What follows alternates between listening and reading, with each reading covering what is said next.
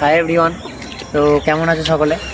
তো আজকে বিশাল ঠান্ডা পড়েছে, তো রোদও ওঠেনি, চারিদিকে কুয়াশায় ভর্তি। দেখা একবার চারিদিকটা।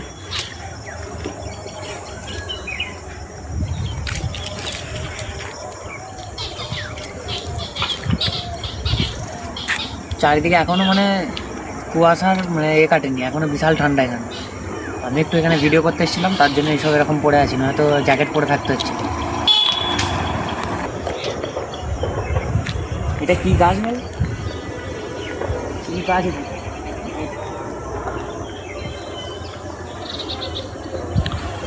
এখনো দেখ কত কুয়াশা চারিদিকে।